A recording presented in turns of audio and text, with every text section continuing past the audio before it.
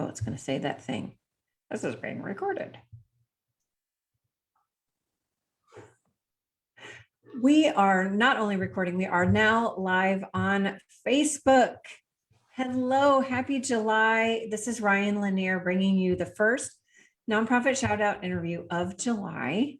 And the nonprofit shout out interviews are designed to create awareness mostly in the Austin, Central Texas area of all the incredible work being done by nonprofits in the area and sharing ways that you can support them. And today I'm interviewing Jill Gonzalez. She is the executive director of the Women's Storybook Project of Texas. Welcome to the show. Thank you so much for having me. I'm so glad you're here. And it looks like we are good over here. All right. All is well and right with the world. So please dive right into who you are, all about the the Women's Storybook Project of Texas, please. Okay. So the Women's Storybook Project of Texas, I think, is one of the best kept secrets in Austin. We are a statewide nonprofit, and we've been around since 2004. And our mission is to connect children to their incarcerated mothers to connect children to their incarcerated mothers through the joy of literature.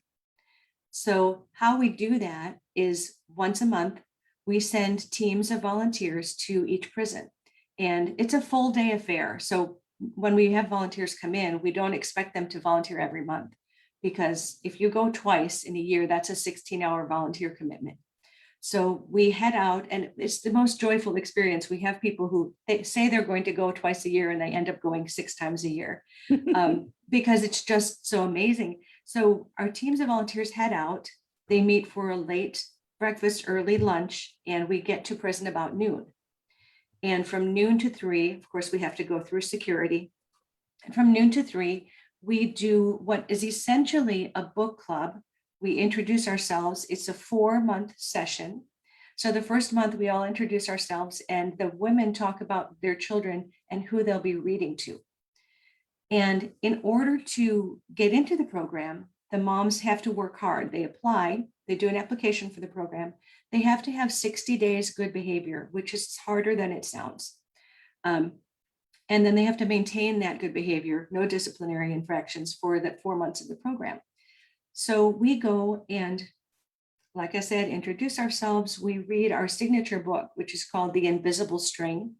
And it's about how the string, which is love, connects us from wherever we are. And then we introduce the moms to the children's books we have. So we usually have about 20 moms and about 200 books at each unit. And they choose a book for each child. And then each mother gets 10 minutes to record for each child. Now, for a board book or a picture book, that's plenty of time. For a chapter book, mom usually gets to read 1 chapter and then says to her child, please read the rest and let me know, because she wants to know what happens. And after the recording, we upload all our audios to the cloud, and then we convert them to URLs so that the child can log in from their phone or their iPad or their computer, or grandma and grandpa can help them. And they get to hear mom's voice over and over and over. We send the recording and the book to the child wherever they are. And then we pack up and we get home about 5 o'clock. And from when we've started in one prison 17 years ago, now we're in all 12 female state prisons in Texas. Wow. Ooh, you just won the prize of like almost making me cry as early in the interview. Usually I get a little time. You got me with the invisible string. I'm done. I'm just like, wow. It's the most beautiful book. And Patrice Karst is the author, and she's out in California, but we had someone write to her and tell her about our program. And so she gives us that book at a discount and has basically adopted our program. She's really fantastic. I love connections. That's so great. Yeah. I would love to hear a little bit about how it got founded. If you could tell me about the founder's story. Sure. Our founder is amazing. Judith Dolnig. She has had a diverse life. She's traveled and followed her husband on Navy tours. And then they came home to the United States, and she got her master's in, I'm not going to remember now, but they both went to school and furthered their education. And then she raised her children and was doing trunk sales. She was selling linens and jewelry. And she vacationed with some friends, and they were talking about the ministries at their churches. And she happened to be out in Kentucky. And one of her friends mentioned a program called Aunt Jean's Storybook.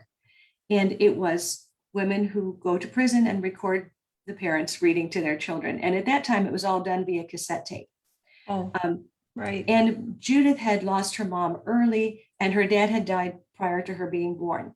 So she was always with grandmas and aunts and uncles. And she had a very loving family, but she didn't have her mom's voice. And that's so important. And so that program touched her heart. And she came back to Texas and inquired and said, "What do we have this program here?" And the answer was no. And so she worked with a warden and a social worker. And in 2004, they started at one unit with 5 volunteers and cassette tapes and books. And she built this organization over the first 15 years, just only with volunteers.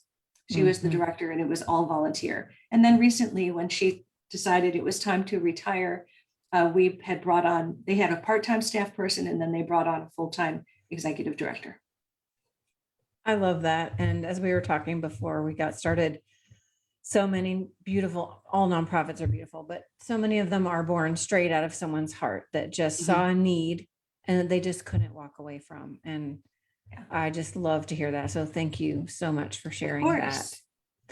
So, wow. Okay. I love hearing exactly how this works, who you're serving, how you're serving. And now we dive into, how did COVID affect the Women's Storybook Project, both positive and negative? I mean, we all know now that it wasn't all negative. So we'd love to hear what that did to you guys last year and where you are now. So initially it was just a shock, and we knew that we could no longer go to prison and serve the women. We were in person. And so immediately we were halfway through a session, which is 4 months. So we decided to finish the session by mail, because we knew that the moms already knew what they were doing. They could send us, we wrote them a letter and said, please choose a book or a type of book that you would like your child to get. And then you can write your note and we'll put it in the envelope. And so they did that. We did that for 2 months and looked around at our staff and volunteers and said, well, this isn't ending. And so then we decided to serve all our alumni who were incarcerated, because we needed to have that familiarity with the program. So we served last summer, we served any alumni member who was still incarcerated, who wanted to participate, no matter the age of their children. And that was so well received.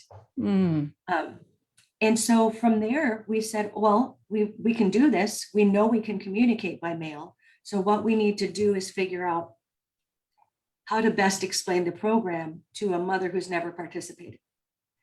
So our program committee worked really hard on developing some added value things to the program. And so we came up with bonding activities that mom can do through the mail. So you draw a picture of my favorite memory with you, or you do a bookmark and it's 10 things about mom, and then the child flips it over and it's 10 things about the child, and they can send those back and forth.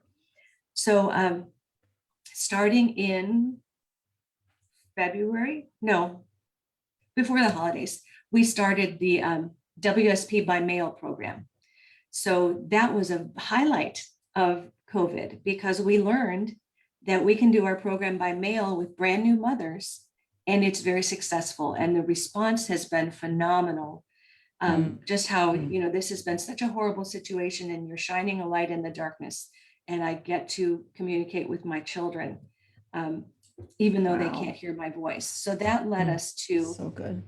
Yeah. And even though at the beginning we thought, well, can we even stay open? Right. In the end, we're going to end up doubling our services to mothers, because we'll go back live in October. And then at the end of the class, we'll offer the moms the 4 months in writing. So they'll get 8 months of service, which will really help them to cement that relationship. because a lot of our moms are healing. Mhm. Even though they're incarcerated, Mhm. they're healing and they desperately want to communicate with their family. Mhm. What a gift. Well, it has been, and our staff has really come together. We now have 2 full-time staff people and 1 part-time and a couple contractors, and it's really helped us to get to know each other and to Mhm. get to know how to work together and be creative. Of course. Boy, creativity, we almost can't use the word pivot anymore because it's been driven into the ground. But regardless, pivoting turns your attention to something you wouldn't have thought of before. And Absolutely. that is just insanely beautiful. Reading to my small children is something that's what I miss the most about my children being older. And, Yeah. when I get to read to my niece and nephew, I'm just like, oh.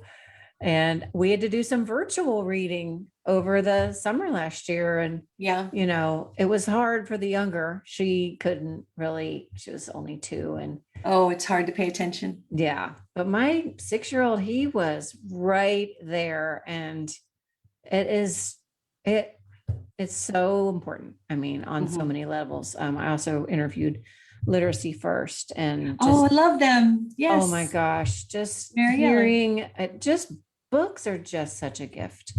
They They're are. such a gift. Oh, and Book Spring, I've interviewed them as well. So all of the, and these are life gifts we're talking about Right. here. Communication, literacy, books, I mean, all of these things. So I love it. That is just fantastic. Is there anything else on this topic of COVID and pivoting and I think personally, it's taught, as far as organizing and working with the staff, it's taught me, and I hope everyone, to be more flexible and to trust your people because they're Mhm. doing absolutely what they need to do. And it Mhm. doesn't matter where they are. So that's taught me a good lesson about, Yes. yes, you have to communicate, but you don't have to be in the same room or the same office. Right. Right. Um, that's been really important to learning flexibility and Mhm. learning collaboration with other nonprofits because that's Yes. so needed. And Yes. often, I think in the past, we saw collaboration as, well, they might steal our ideas. And Yeah. the competition was even within the granting system, Yeah. collaboration is now encouraged. And it's nothing to be fearful of, where I think a lot of boards and a lot of senior executives who've been in the field for a long time just are fearful of Yeah. collaboration. And there's Right. no need to be. Right. Right. I think we have come a long way. Yeah. I think it was very old school, I guess, to feel that sense of there isn't enough, and I feel like Right. we're really now turning to a mentality of abundance Yeah. and I mean, I say it all the time. We are better together. I mean, Oh, that it just yes. compounds, excuse me, compounds our ability to serve Absolutely. when we all work together. Yeah, that just has been a theme that I've really enjoyed through doing these interviews. Austin Diaper Bank, Partnerships for Children, Settlement Home, the what's the other one? The family home. I'm forgetting the name. Anyway, that has been such a huge eye opener for me. Mhm. And why would we not? Why would we Of not? course. Yeah. Yeah. So, okay. So here's my favorite part. And usually the people I'm interviewing is their favorite part. Tell us all the ways that you can be supported by people watching this interview. Okay. All the ways, events, money, volunteer, anything. We're here for it. There are so many ways. There are so many ways. So first of all, we have a website. It's storybookproject.org. And you can go there to learn about all the things I'm going to talk about right now. We always welcome donors because we want to stay open. Yep. And so donations are fantastic. And we have a wonderful sustaining giving circle called the Reader Circle, where folks can join at $1,000 above for a commitment of 3 years. And Nice. those gifts really form the ground we walk on.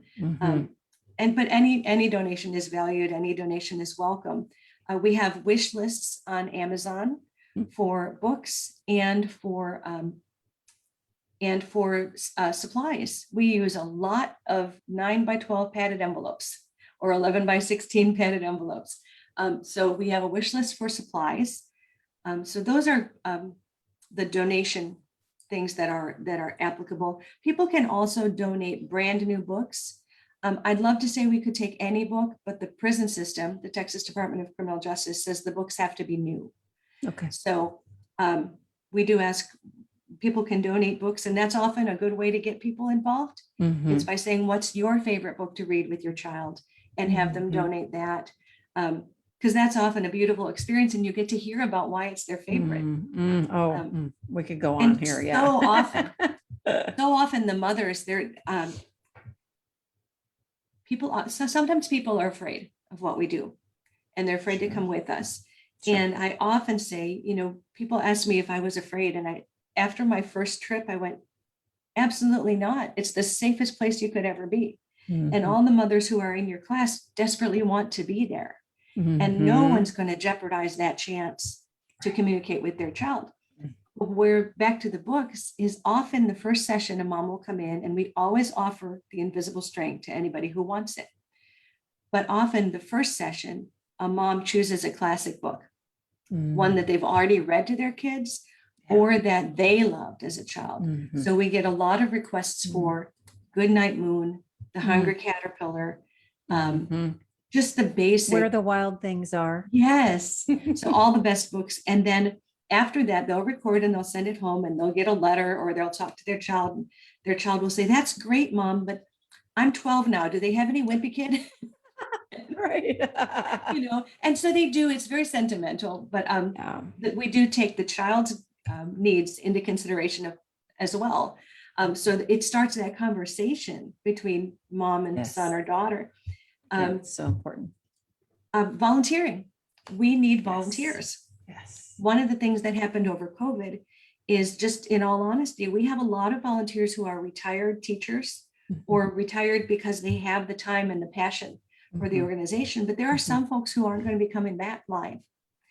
And so we need folks who are interested in team leadership, or just in being regular volunteers for one Saturday a month, or once, 2 Saturdays a year, whatever time you have to give.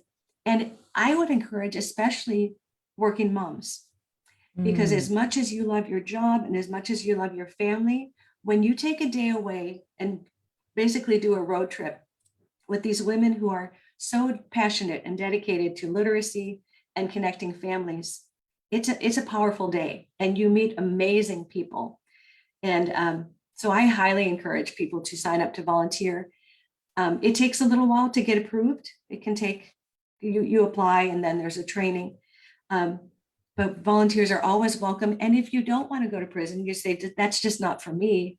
We're doing the writing program. And so, for example, we sent out our first round of letters for June. And last Friday, when we picked up the mail, we had 150 letters to answer. Oh my gosh, that is amazing. It was wonderful. It was such a great response. And so we need to put the books in the envelopes, get them addressed to the caregiver, get them out the door. And that just takes people power. So our office is over near B Caves and 360. Okay. At the Westlake United Methodist Church. Okay. And so it's not hard to get to. No. But so in office volunteers, data entry, creatives, social media people. Like I said, we have a very small staff. So we've got operations taken care of, we've got finance taken care of, but all those other little pieces, we'd love to have people come in and serve on a committee or volunteer their time. Answering letters, physical projects, organizing books. If you love books, you would love to volunteer with us. I'm a former reading specialist, and it's really tough for me to stay in my office because we get brand new books all the time, and I want to read them. Oh, right, of course. So, I know, you're like, oh, sorry, I gotta. Yeah, what about events? I have to read books now. Do you do events? We do. We have events every April, the 4th Thursday in April. We have a luncheon We would love for people to get involved in the luncheon. We have fantastic speakers. That is our primary event. For the last 2 years, we've done that virtually, which still takes a committee and volunteers. But when we're in next year, we'd like to do both. We'd like to be live and in person, and we'd also like to broadcast virtually. So hopefully we'll do those on the same day. Other events we don't have a lot of other events. We have events for our volunteers. We're looking at doing a books and wine night where we have children's book authors, and then folks come and hear the authors. That's amazing. Wow. So that one's on the back burner, but we'd like to start that now that we're free to meet again. We have a question on Facebook. Sure. Do you have any publishers that donate books? We just got our first one, and it was through a collaboration. And so we've received basically a secondhand donation. There's a beautiful book that just came out called Milo Imagines the World. And it's about a little boy and his sister on the train, and you don't know where they're going, but Milo chooses people and imagines their world. And he sees this well-dressed little boy, and he thinks he must live in a castle. And they get off the train and they're walking towards the jail, and the little boy's in front of him. And he makes him just question his worldview. He thinks that boy can't be going here. And he's going to visit his mom, and he shows his mom his drawings and he reads with her. And then they come back on the train and he reimagines the whole world. He said, you can't judge someone by what they look like. So so good. It's beautiful. And the author is De La Rosa. Matt De La Pena. Okay. And they had a huge book drive at the launch of that book. And all the books went to this beautiful project in Minneapolis called the Unprison Project. And it was such a success that they've decided to share those books with us. Oh my gosh. That is phenomenal. We often have authors who donate their own books. We have so many generous local authors, and they'll donate a box of their latest book. And that helps. All our books are donated except for The Invisible String. Oh, that's fantastic. Yeah. Wow. Well, that was a great question. Thank you, Renata, on Facebook. That's amazing.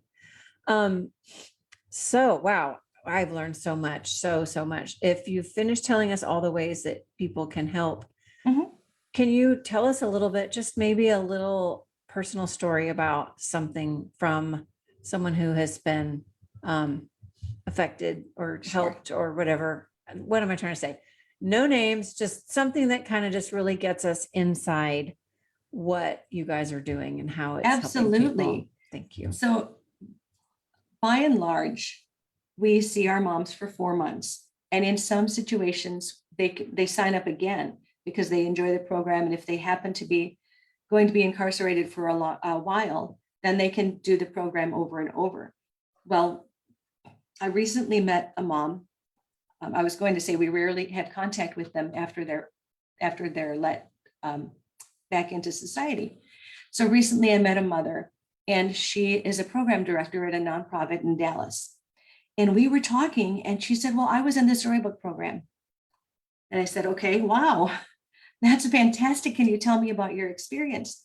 And she said, it really helped me to change my view because I was incarcerated multiple times. And there was a period of time over 8 years that I didn't see my children very much because I just kept coming in and out of jail or in and out of prison. And she said, I can't even tell you where I was in the program because that part of my life is a little fuzzy and I don't really remember which prison I was at. But I got to be a member of the Storybook program, and I read to my son and daughter, and it allowed me to realize that I wanted to be with them, that I wanted to work hard. And my aunt Jenny, my aunt who had the kids, said this would be a great idea. And so she did it. And it wasn't, the angels didn't sing, it wasn't a revelation for all time, but it started her on the path. It got her to where she said, okay, I don't want to come back here. I want to do this in person with my children. And she said, my son now is a sophomore at Tech. and my daughter is a junior in high school. And after I talked to her about this, she asked her son about it, and he said, "Oh yeah, Mom, I still have the tapes." And I got goosebumps, and I went, Mm. "Oh my gosh, he still has the tapes," because he said it was so important to me that she was making the effort, that she wanted to read to me. And he said, "I listened to those tapes when I first got them. I listened to them every day." Mm. And I just, it just changed my life. I was like, okay, I'm already happy with what I do. But she was able to change her life. She came out of prison. She did rehab. She's been sober for 12 years, and she did it. And now she's a program director in a nonprofit that serves incarcerated women and children. I So can't even speak. it's so beautiful. Mm. And I know that's not everyone's experience, but it is one of the experiences. And we get letters from moms, not every day, but quite often, especially included in the written portions. And just recently we got one that said, "Thank you so much for connecting me to my children and my mom." Oh. Because mom had forgiven her and said, "Okay, we're gonna talk and we're gonna communicate." So it often affects more than just the children, especially when you get to hear someone's voice. It's easier to forgive someone when you can hear their voice. Oh, Yeah. the opportunity to begin healing through the Storybook project. Wow. Oh, I love to hear about people who go through a program and then go back and contribute, paying it forward in some way. I hear that a lot. And well, before I turn into a blubbering idiot, that was so good. Wow. Thank you for all that you have told us today. Thank you. I mean, I feel like we've covered it, but is there anything left that you would want to say to end us up today? We just recently had someone ask us, we have a young gentleman who wants to volunteer. He's in college. And when he went to the website, he only saw women, and he thought, "Is it okay for me to volunteer?" And I answered very honestly, and I said, "Absolutely. You can volunteer on a committee. You can volunteer in the office. There's so many things you can do. We don't currently take men into prison with us. It's just something we've developed over the years because it's easier if it's women. Right. But we have plenty of ways that men can be involved, that families can be involved.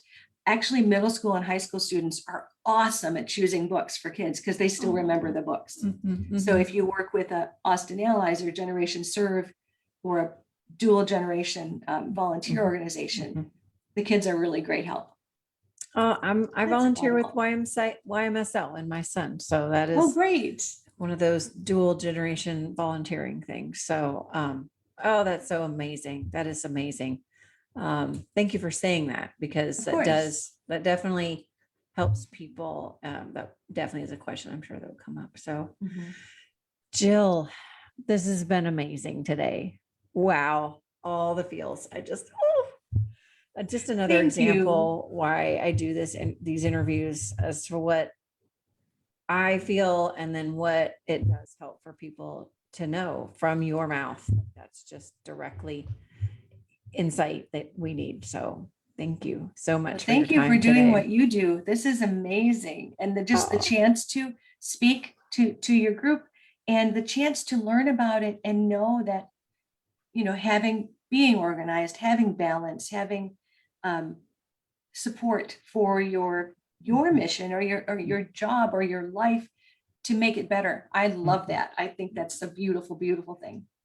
Well, thank you. We're all trying to cut through the crazy so we can get to what really means something. And that is really what it's all about. So thank you for your time today. And I really want to thank everyone's time who watches / listens. I think we're more of a listening type society these days. Sure. So listening while you're in the car or whatever is also very powerful. So we need you guys to like and share all of the social media for the Storybook Project, Women's Storybook Project of Texas, and share this interview to your personal page if you're comfortable doing that. It's a public post so you can share it. And I guarantee you, you're going to touch someone's heart that really needed to hear this today. And please check out my whole YouTube channel full of all of these interviews. Binge listen a little bit and just get all the feels. We could binge watch a lot of garbage, but this might be something that, lightens you up a little bit. So, again, I'm Ryan Lanier. I'm in Austin, Texas. My business is Organizing for Good, and this has been the Nonprofit Shoutout interview for the first Thursday in July. We will see you next week with the Hold Your Water people with, oh my gosh, hold on. We're all is well and right with our world. Anti-Erotic Foundation. I'll be talking to Mary Riggs, Chief Program Officer. Okay. All right. Well, thank you so much for watching today. Or don't forget, like and share all the things. Contribute if this particular nonprofit shouts out to you. And we will see you next week. Thanks, guys.